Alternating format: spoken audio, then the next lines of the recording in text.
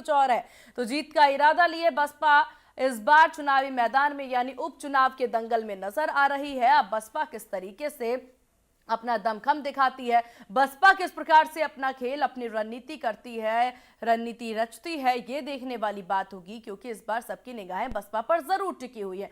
दूसरी तरफ बात यहां पर, क्योंकि सपा और बसपा और साथ ही साथ यहां पर कांग्रेस की अगर बात कर ली जाए तो कांग्रेस चाहती थी कि 5 सीट मिले, लेकिन कांग्रेस को 2 सीट मिली है। कांग्रेस सपा गठबंधन में अपनी पूरी तैयारी जो है उसमें नजर आ रहे हैं। उपचुनाव के दंगल में तस्वीरें लगातार खास बनती नजर आ रही है। बात भाजपा की कर ले, बीजेपी ने अपनी तैयारी शुरू कर दी है। लोकसभा चुनाव में जो उम्मीद थी बीजेपी को, खास तौर पर देखिए ऐसे महत्वपूर्ण सीट जैसे अयोध्या जैसी सीट पर, जिस पर बीजेपी आंख बंद करके ये सोचती थी कि ये सीट तो उन्हीं के खाते में आएंगे, और ऐसी सीट जब उनके खाते में नहीं आती है तो भाजपा जरा सी निराशा जो है बीजेपी में जरूर देखने को मिलती है। तो देखिए प्रदेश में 10 में से 9 सीटों पर उपचुनाव की घोषणा हो चुकी है। समाजवादी पार्टी ने कांग्रेस के लिए 2 सीटें छोड़ दी है।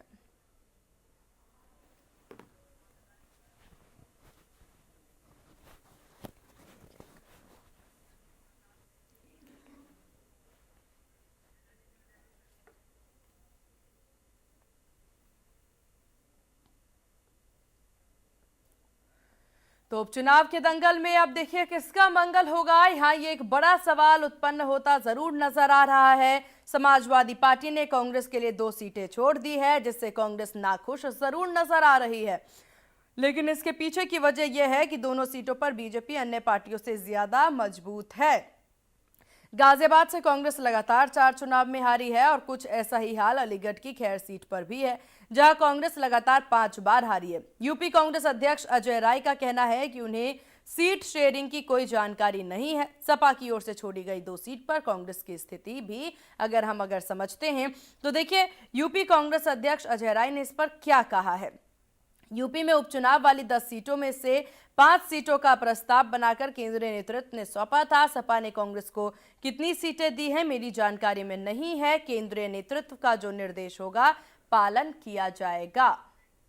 और इसी विषय पर करते हैं चर्चा, लेते हैं ग्राउंड जीरो से भी रिपोर्ट, और स्पेशल रिपोर्ट में हर एक जानकारी आपको पूरे समीकरण के साथ मिलती नजर आएगी। हमारे साथ अजीत प्रताप सिंह रेजिडेंट एडिटर बने हुए हैं, हमारे साथ निकिता सरीन हमारी सहयोगी, और मोहम्मद शवाब हमारे साथ हमारे सहयोगी लगातार बने हुए हैं।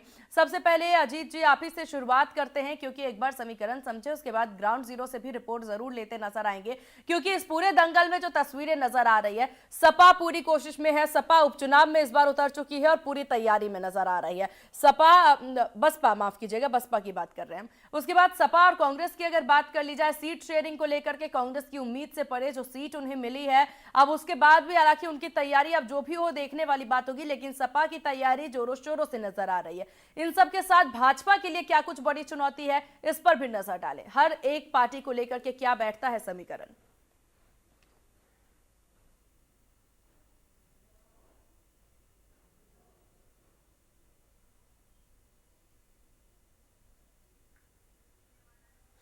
अजीत जी क्या आपको मेरी आवाज मिल पा रही है?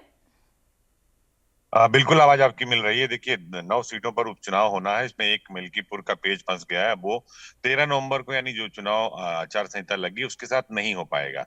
अब अगर सीटों की बात करें तो देखिए कांग्रेस और समाजवादी पार्टी के बीच जो तालमेल की बात है, 2 सीटों की बात निकल कर सामने आ रही है। हालांकि अजय राय का सीधे तौर पर देखिए हमने बाइटें सुनी कि वो क्या कह रहे हैं, लेकिन उत्तर प्रदेश का जो ये बाई इलेक्शन है ये लिटमस टेस्ट है सभी पार्टियों के लिए। उत्तर प्रदेश में 2024 का लोकसभा चुनाव हुआ, उसमें समाजवादी पार्टी इंडी गठबंधन को जो सफलता मिली है तो उनका मोरल हाई है। हो सकता है 2027 में इसका हमको फायदा मिले, लेकिन बिल्कुल ऐसा नहीं है। उत्तर प्रदेश की अगर सीटों की एक एक करके बात करें, अगर पूर्वांचल से शुरू करें, मझवा मझवा सीट है मिर्जापुर की, जहां पर बिंद अमृत कुमार बिंद थे जो सांसद हो चुके हैं, वो सीट खाली हुई है, जिस जहां से समाजवादी पार्टी ने ज्योति बिंद को प्रत्याशी उतारा। अभी सपा ने प्रत्याशी उतार दिया है, बीएसपी ने ब्राह्मण चेहरे पर दांव लगाया, लेकिन अभी भारतीय जनता पार्टी की तरफ से उस पर कोई बात नहीं की गई। वजह यह है संजय निषाद के निषाद पार्टी का वो सिटिंग एमएलए थे जो सांसद हुए हैं, लेकिन अभी भी बीजेपी ये कह रही कि भाई जो अभी निकल कर बातें सामने आ रही कि हम संजय निषाद को कोई सीट नहीं देंगे, उनको जब चुनाव होगा, आम इलेक्शन होगा तो दी जाएगी, लेकिन संजय निषाद अपनी बात पर अड़े हुए हैं और आज वो प्रेस कॉन्फ्रेंस भी कर रहे हैं। दूसरी सीट आती है पूर्वांचल की, वो है कटेहरी विधानसभा, जहां से लालजी वर्मा समाजवादी पार्टी से सांसद हो गए। वहां से उनकी पत्नी शोभावती वर्मा को दिया गया है। बीएसपी ने भी अपना प्रत्याशी अमित वर्मा के तौर पर उतारा, लेकिन बीजेपी ने अभी घोषित नहीं की है। उस सीट की बात यह है कि अगर बीजेपी भी ओबीसी पर दांव लगाती है तो वहां सवर्ण वोट जो है बीजेपी का 700 लड़ते हैं। तो वहां बीजेपी बड़ी असमंजस की स्थिति में, क्योंकि सवर्ण जो है एकजुट है, क्योंकि लगातार उस सीट पर अगर सभी पार्टियां ओबीसी उतारेंगी तो सवर्ण मतदाताओं में एकजुटता की बात आ रही। सवर्ण मतों के बिखराव के वजह से ही लालजी वर्मा पिछले 3-4 बार से चुनाव जीतते रहे। जब जब वो चुनाव जीतते हैं और बिखराव हो रहा है, तब तब की ये बात होती है, इसीलिए बात होती है कि सवर्ण जो है वो लगातार सीटों का बिखराव हो रहा है। तो बिखराव होता है। तो अब उसके अलावा अगर आप बात करें, इधर आ जाए, कुंदर की सीट है, सीसामऊ सीट है, फूलपुर सीट है, इधर इरफान सोलंकी की हम्म। पत्नी है वो लड़ रही है, करहल है, मीरापुर है, मीरापुर को आरएलडी को इन्होंने दे दिया। तो अगर सीटों का दांवपेच अगर आप देखें, आज देखिए मुख्यमंत्री बैठक भी कर रहे हैं उपचुनाव की लेकर तैयारियों को, जो सभी सीटों पर जो उन्होंने 3-3 मंत्रियों के, कैबिनेट मंत्री, एक स्वतंत्र मंत्री, एक राज्य मंत्री की जिम्मेदारी दी थी। कुल मिलाकर ये मानकर चलिए कि ये चुनाव एक बहुत बड़ा मैसेज देगा। ये चुनाव से आने वाले चुनाव की एक पृष्ठभूमि तैयार करेगा। लेकिन अगर प्रत्याशियों के चयन में गड़बड़ी होती है, वो किसी दल की तरफ से, अखिलेश यादव अभी भी पीडीए का फार्मूला चल रहे हैं, वहां से अजीत प्रसाद के बेटे को दिया, वहां से लालजी वर्मा की पत्नी को दिया, करहल में तेज प्रताप यादव को दिया, फूलपुर में अलग सीट दिया, वहां ज्योति बिंद को दिया मझवा में। तो ये कहीं ना कहीं यहाँ इरफान सोलंकी को पत्नी को दिया। तो बीजेपी को बहुत सोच समझकर प्रत्याशियों का चयन करना होगा, अगर उन्हें मैसेज अच्छा देना और अपने वोटों का जो दो लोकसभा चुनाव 2024 में जो 51 से 41% पर आ गए थे, जो 10% वोट उनसे खिसक कर गए थे, वो चाहे संविधान के नाम पे गए थे, चाहे आरक्षण के नाम पे गए थे, चाहे जाति समीकरण के नाम पे गए थे, तो बीजेपी को बहुत ही सावधानी से अपने प्रत्याशियों का चयन करना। अगर प्रत्याशी चयन में गड़बड़ी हुई तो निश्चित तौर पर बीजेपी को इसका नुकसान हो सकता है। बिल्कुल। और कुल मिलाकर के अपने हालांकि सभी सीटों पर समीकरण किस प्रकार से बैठता नजर आएगा, पार्टियों को कैसे तैयारी करने की जरूरत है और किन चीजों को अनदेखा करने की जरूरत है, ये भी जानकारी आपने दी। आपके पास लौटेंगे। निकिता सरीन हमारी सहयोगी लगातार हमारे साथ बनी हुई हैं। निकिता, समीकरणों को लेकर के लगातार हम बातचीत कर रहे हैं। हर एक पार्टी, हर एक दल अपना दमखम दिखाती नजर आ रही है। ग्राउंड जीरो पर आप मौजूद हैं, स्थितियां कैसी नजर आ रही हैं आपको? सपा और भाजपा पर ज्यादा फोकस करिएगा निकिता। मुख्यमंत्री योगी आदित्यनाथ के आवास के बाहर ही है, क्योंकि अभी हाल ही में जो एक बैठक चल रही थी, जिस तरीके से वो खत्म हो गई है और धीरे धीरे जो मंत्री हैं वो अब निकल रहे हैं, क्योंकि आज की बैठक इसलिए भी बेहद अहम थी क्योंकि जिस तरीके से अगर मैं बात करूं, समाजवादी पार्टी, अगर हम बात करें बहुजन समाज पार्टी की बात करें, तो उन्होंने कई कैंडिडेट्स उतार दिए हैं, लेकिन भारतीय जनता पार्टी ने अभी कोई भी कैंडिडेट नहीं उतारा है। मंथन विचार इन सभी सीटों पर लगातार हो रहा है। हम बात करने की कोशिश करेंगे। इस वक्त हमारे साथ में मौजूदगी है। सब सीटें कैसे जीते, सभी कार्यकर्ता उस चुनाव में लगे, इसको लेकर माननीय मुख्यमंत्री जी ने, माननीय प्रदेश अध्यक्ष जी ने, संगठन मंत्री ने दिशा निर्देश दिए हैं और व्यवस्थित तरीके से चुनाव लड़ा जाए, सभी सीटें जीती जाए, इसकी एक विस्तृत योजना बनी है। सर, मंत्री प्रवास को लेकर के भी कुछ निर्देश दिए हैं कि पहले 10 सीटों पर था और अब 9 सीटों पर प्रवास करेंगे जाकर के टीम 30। अभी तो 10 सीटों पर ही हमारी तैयारी चल रही है। हम नहीं मान रहे हैं कि 10 सीट की दूसरी 10वीं सीट पर नहीं है। ये समाजवादी पार्टी ने इस तरीके से वहाँ पर अवधेश प्रसाद जी के द्वारा वकीलों को लगाया गया और उन्होंने चुनाव रुकवाने का पूरा प्रयास किया।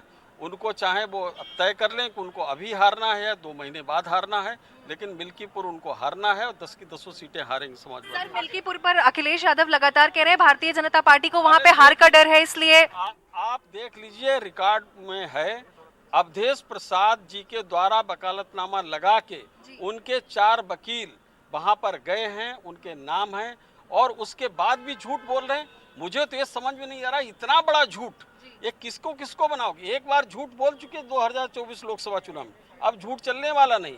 आप निकलवा लीजिए आर्डर, नहीं तो हम आपको भेज देंगे। किस तरीके से अवधेश प्रसाद जी ने वकील लगाए हैं, उसमें लिखा है रिस्पोंडेंट नंबर 6 के वकील हैं ये लोग, और उसके बाद भी कह रहे हैं कि हमने चुनाव रोकने का कोई प्रयास नहीं कर रहा। अगर उनको कहना है, निर्वाचन आयोग में लिख कर दें कि हम चुनाव कराना चाहते हैं, भारतीय जनता पार्टी चुनाव कराना चाहती है। कल अवधेश प्रसाद जी ने बोला कि हमने कोई वकील भेजा ही नहीं। अखिलेश यादव का पीडीए का नारा, वो कह रहे हैं कि जैसे लोकसभा चुनाव में हमें सफलता मिली, उसी प्रकार से उपचुनाव में भी जीतेंगे। देखिए, पूरा पीडीए और ये सभी लोग भारतीय जनता पार्टी के साथ हैं।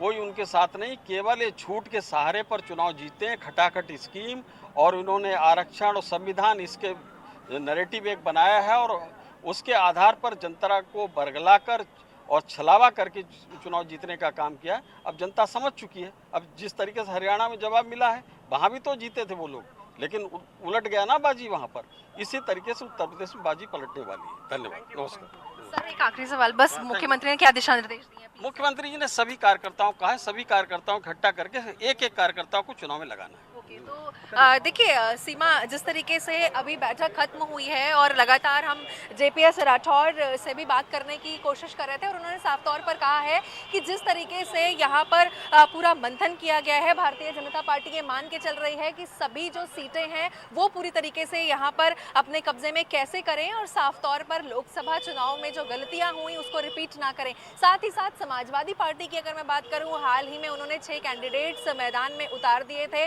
कांग्रेस उनसे 5 सीटों की मांग कर रही थी, लेकिन जब 6 कैंडिडेट उतार दिए तो कहीं ना कहीं 4 की उम्मीद बची। 4 में से भी एक कैंडिडेट और उतार दिया और ये कह दिया गया कि मिल्कीपुर को फिलहाल होल्ड किया जाए। अब समाजवादी पार्टी ने फिलहाल खैर और गाजियाबाद की सीट कांग्रेस की झोली में डाली है और ये उम्मीद जताई जा रही है कि किस बिल्कुल तरीके से निकिता, अब कांग्रेस इन अपने दोनों बल सीटों पे, पर भी क्योंकि चर्चा कहीं ना करेंगे, कहीं कांग्रेस लोकसभा की चुनाव स्थितियों पर भी बात करते नजर आएंगे। हमारे सहयोगी मोहम्मद शवाब भी हमारे साथ बने हैं, उनसे भी जान लेते हैं किस तरह से सपा का जो पीडीए फॉर्मूला है शवाब, वो कितना नजर आ रहा है सफल ग्राउंड जीरो पर, क्योंकि पीडीए फॉर्मूला लगातार सपा आगे बढ़ती चल रही है इस फॉर्मूले को लेकर के, फिर चाहे लोकसभा का चुनाव हो, इससे पहले हमने विधानसभा चुनाव देखा था, वहां पर भी इस फॉर्मूले को काफी ज्यादा इस्तेमाल कर रही थी, और अब उपचुनाव में क्या नजर आ रहा है, कितना फायदा पहुंचाएगा ये फॉर्मूला एक बार फिर? अब बिल्कुल देखिए, चूंकि इस फॉर्मूले से समाजवादी पार्टी को लोकसभा के चुनावों में बहुत अच्छा रिजल्ट मिला है, लिहाजा इसी फॉर्मूले के तहत अभी वो तमाम अपनी चीजों को एग्जीक्यूट कर रहे हैं, तमाम चीजों पर एग्जीक्यूशन कर रहे हैं। और आप देखिए, यही फॉर्मूला लेकर अखिलेश यादव महाराष्ट्र भी गए हुए हैं, जहां पर आज उनकी यात्रा का दूसरा दिन है। वहां पर भी जो उनकी जनसभाएं हो रही हैं वो मुस्लिम इलाकों में हो रही हैं, मुस्लिम बहुल इलाकों में हो रही हैं, जहां पर कांग्रेस, एनसीपी, शिवसेना के अलावा ओवैसी का जनाधार जहां पर था, वहां पर अखिलेश यादव प्रचार कर रहे हैं इंडिया गठबंधन के लिए। तो ये सीट साफ तौर से समझा जा सकता है कि पीडीए का जो फॉर्मूला है वो समाजवादी पार्टी के लिए हिट फॉर्मूला है, और उसी फॉर्मूले पर समाजवादी पार्टी आगे बढ़ रही है, और उसी के आधार पर सीटों का बंटवारा भी प्रत्याशियों के चयन में बिल्कुल, किया अब जा रहा है। हालांकि जवाब देखना होगा रिजल्ट के बाद है कि फॉर्मूला इस बार कितना हिट साबित होता है। आपके पास लौटेंगे, अजीत प्रताप जी हमारे साथ लगातार बने हुए हैं। अजीत जी, जैसा कि हमारे सहयोगी शवाब कहते नजर आ रहे हैं पीडीए फॉर्मूला को लेकर के, खासतौर पर महाराष्ट्र का भी जिक्र उन्होंने किया। महाराष्ट्र के जिक्र से मुझे एक पूरा ये सवाल एक और मेरे दिमाग में आया है कि जिस तरीके से बात अभी यहाँ पर उपचुनावों की कर ली जाए, सपा ने 2 सीट कांग्रेस को दी है, और वो 2 सीटों की क्या स्थिति है कांग्रेस की वहां पर, ये किसी से छिपी नहीं है। एक सीट पर 22 साल पहले सत्ता में आई कांग्रेस, एक सीट 22 साल पहले जीती, दूसरा 40 साल से वहां पर जीत नहीं पाई है कांग्रेस दूसरे सीट पर। लेकिन यहाँ पर 2 सीट देने का क्या मतलब समझा जा सकता है? क्या महाराष्ट्र और झारखंड में जो सपा है वो अपने दावेदार इस बार ज्यादा सीटों पर उतारना चाहती है? कांग्रेस से गठबंधन इसीलिए खासतौर पर आगे लेकर के जाना चाह रही है सपा, ताकि महाराष्ट्र और झारखंड में भी अपनी सीट पक्की करी जा सके। देखिए, बिल्कुल सही बात आपने कही। राजनीति में महत्वाकांक्षा बहुत बड़ी चीज होती है, और अखिलेश यादव इस बात को बखूबी जानते हैं कि उत्तर प्रदेश में कांग्रेस का जनाधार भले ना हो, लेकिन जब आप उत्तर प्रदेश से बाहर निकलेंगे तो कांग्रेस के साथ ही अखिलेश यादव को जाना पड़ेगा, क्योंकि यूपी के बाहर अखिलेश यादव का कोई जनाधार नहीं है। इसीलिए उन्होंने 2 सीटें गाजियाबाद और खैर हालांकि सुरक्षित सीट है, जो उत्तर प्रदेश सरकार में मंत्री थे अनूप वाल्मीकि, उन्होंने वहां से सांसद चुन लिए गए, तो खैर सीट खाली हो गई है। दूसरी सीट जो है गाजियाबाद है वो सवर्ण बाहुल्य सीट है। वहां देखिए कांग्रेस किसको प्रत्याशी उतारती है। तो 2 सीटों पर अखिलेश यादव ने देखिए सोची समझी, एक तरह रणनीति होती है राजनीति में, और राजनीति में कहा जाता है नीति के साथ नियत भी अच्छी होनी चाहिए, तभी आप सफल होंगे। तो अखिलेश यादव की भी नीति यही है कि अगर हम यहाँ कांग्रेस को अपने साथ अलायंस में रखेंगे, उनको 2 सीटें बाई इलेक्शन में देंगे, तो हम जब महाराष्ट्र जाएंगे, झारखंड जाएंगे, आने वाले समय में जब बिहार में इलेक्शन, तो वहां पर जो है कांग्रेस पार्टी को के साथ समझौता इनका होगा, और उससे समाजवादी पार्टी का जनाधार कहीं न कहीं बढ़ेगा। और नेशनल पार्टी होने के लिए आपको 2-3% वोट की शेयर की जरूरत होती है, वो एंटायर कंट्री तो अखिलेश यादव देखिए, जो भी हमारे सहयोगी सबाब ने बताया कि वो महाराष्ट्र में जनसंपर्क कर रहे हैं, उनकी रैलियां हो रही है और मुस्लिम इलाके में हो रही है, जहाँ ओवैसी का बहुत असर है, महाराष्ट्र में जहां वहां कांग्रेस का बहुत असर है या दूसरी पार्टियों का असर है। तो अखिलेश यादव ने यही सोच समझकर उन्हें सीटें दी। आपने देखा लोकसभा में भी सीटें दी थी उन्होंने, लोकसभा में भी उनके सांसद जीते हैं। तो ये कहीं ना कहीं स्ट्रेटजी है कि जब उत्तर प्रदेश में आगे चुनाव होगा, 2027 का होगा, जिसको लेकर अखिलेश यादव तैयारी कर रहे हैं, तो उसको लेकर कहीं ना कहीं समाजवादी पार्टी और जब कांग्रेस एक साथ लड़ेगी, क्योंकि देखिए दो चीजें तय हैं। अगर आप उत्तर प्रदेश के बाहर जाएंगे तो उत्तर प्रदेश के बाहर जो अखिलेश यादव जिस वोट को अपना वोट बैंक मांगते हैं, मुस्लिम वोट, वो कांग्रेस के साथ है। तो अगर वो यूपी के बाहर है तो उन्हें राइट। कांग्रेस का सहयोग लेना पड़ेगा, तभी वो अपनी पार्टी का जनाधार मजबूत कर पाएंगे, सीटें जीत पाएंगे। तो ये कोशिश अखिलेश यादव की तरफ से, और इसीलिए उन्होंने कांग्रेस के लिए 2 सीटें खैर और गाजियाबाद छोड़ी। अब देखिए कांग्रेस की तरफ से कौन से प्रत्याशी उतारे जाते हैं। हालांकि सपा ने 7 प्रत्याशी उतार दिए हैं, बीजेपी ने अभी कोई प्रत्याशी नहीं उतारे हैं, बीएसपी ने भी अपने 5-6 प्रत्याशी उतार दिए हैं। अब कांग्रेस और बीजेपी की बारी है कि वो अपने अपने प्रत्याशियों के नाम ओपन करें, क्योंकि अब 18 से यानी कल से ही नामांकन शुरू हो गए। 25 तारीख तक नामांकन है, उसके बाद नामांकन पत्रों की जांच जो है वापसी है, जांच है और फिर वापसी है 30 तक। 13 नवंबर को जी। मतगणना होनी है, 23 को मतदान, माफ कीजिएगा, 13 को मतदान होना है और 23 को मतगणना होनी है। उससे पहले आपको तैयारी अपनी फुल प्रूफ करनी है। तो कुल मिलाकर यही है कि प्रत्याशियों का चयन और बहुत ये जरूरी और चुनाव बहुत सोच समझ करके इसमें करना निष्पक्ष होगा। है। निकिता देखिए, अब प्रत्याशियों को लेकर के हम बात करते नजर आ रहे हैं तो कांग्रेस का जिक्र कर लेते हैं। कांग्रेस के खाते में 2 सीट गई है उपचुनाव में। अब उन 2 सीटों पर बात जो सामने आ रही है, संभावनाएं जो व्यक्त की जा रही है वो ये कि महिला उम्मीदवार जो है कांग्रेस उतार सकती है। महिलाओं को लेकर के, महिला उम्मीदवार को लेकर के कांग्रेस विधानसभा चुनाव से लेकर के ही नजर आती है। जब उत्तर प्रदेश में विधानसभा चुनाव हुआ था, प्रियंका गांधी ग्राउंड जीरो पर उतरती हैं, लड़की हूं लड़ सकती हूं के नारे के साथ आगे बढ़ती हैं, और उसी को देखते हुए वो तस्वीरें एक एक करके कांग्रेस बार बार जो है उस तरोताजा कर देती है जब बात वो महिला उम्मीदवारों को उतारने की करती है। क्या लग रहा है, क्या संभावनाएं कि सही में महिला उम्मीदवार उतारे जाएगी कांग्रेस के द्वारा, या फिर उम्मीदवारों में थोड़ा सा परिवर्तन भी देखने को मिल सकता है? देखिए, जिस तरीके से अगर मैं समअप करूं तो कहीं ना कहीं कांग्रेस को 5 सीटों की दरकार ज़रूर थी समाजवादी पार्टी से अलायंस में, लेकिन फिलहाल यहाँ पर गाजियाबाद और खैर सीट दी है। क्योंकि एक तरह से लोकसभा चुनाव की अगर हम बात करें तो लोकसभा चुनाव में कहीं ना कहीं समाजवादी पार्टी के कंधों पर कहीं ना कहीं कांग्रेस भी सीट्स निकाल पाई थी। और इस बार अखिलेश यादव ने एक प्लान स्ट्रैटेजी ये भी की है कि गाजियाबाद और खैर सीट कांग्रेस के नाम कर दी है कि यहाँ पर सीट निकालो, यहाँ पर अपने बल पे सीट निकालो। ये एक तरह से कहीं ना कहीं कांग्रेस की अग्नि परीक्षा है। क्योंकि अगर मैं खैर सीट की बात करूं तो 2017 से ही वहाँ पर भारतीय जनता पार्टी की वो सीट रही है। हालांकि ये 2 सीट थोड़ा सा टफ जरूर हो जाएगा। ऐसी 6 से 7 सीट है जहाँ भारतीय जनता पार्टी की राहें कहीं ना कहीं आसान है, लेकिन 3 से 4 ऐसी भी सीट्स हैं जहाँ पर भारतीय जनता पार्टी के लिए चैलेंजिंग फैक्टर थोड़ा सा ज्यादा रहेगा।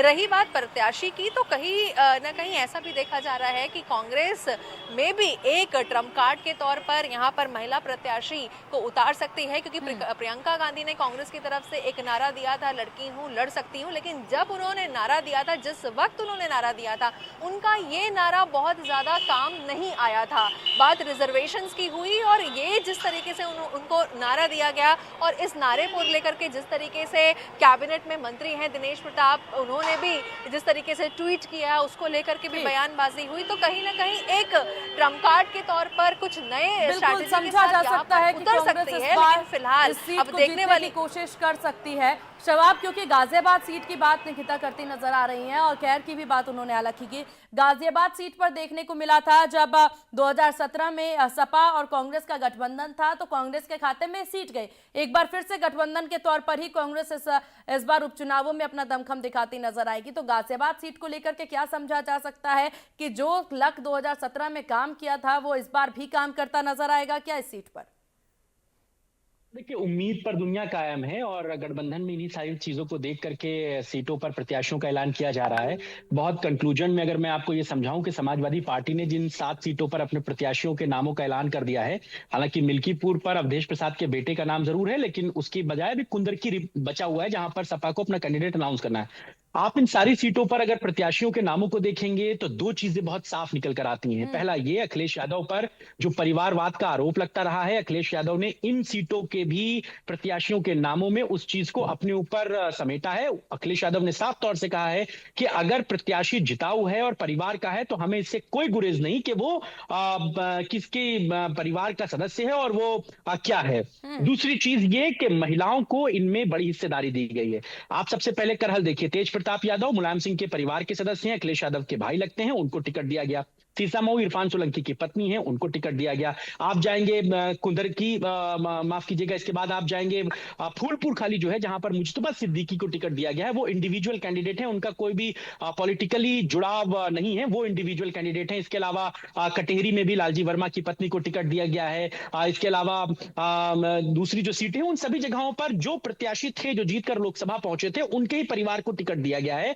अखिलेश यादव ने इस बात को प्रेस कॉन्फ्रेंस में खुलकर कहा है कि अगर परिवार का सदस्य जिताऊ है, हमें जिताऊ कैंडिडेट चाहिए। अब कौन क्या कहता है कि परिवारवाद को आप बढ़ावा दे रहे हैं, अखिलेश तंजिया लहजे में कहते हैं कि जिसका परिवार है हम वो परिवार बढ़ा रहे हैं, ठीक उसमें है। दिक्कत क्या है? हमारे राजनीतिक घराने के लोग लड़कर आते हैं, इसमें कोई बुरी बात नहीं है। चलिए तो साफ ठीक तौर है, तो कुल मिलाकर के देखने वाली बात होगी कि ये जो पूरी तैयारी की जा रही है उसमें किसका फॉर्मूला काम करता है, किसकी रणनीति आगे बैठती है, किसकी तैयारी पीछे छूट जाती है। आप सभी का बहुत शुक्रिया तमाम जानकारी और रिपोर्ट साझा करने के लिए। तो स्पेशल रिपोर्ट में हमने जाना है समीकरण। अब देखने वाली बात होगी ये समीकरण कितना काम करता नजर आता है। फिलहाल इस खास पेशकश में बस इतना ही। बने रहिए इंडिया न्यूज के साथ। नमस्कार।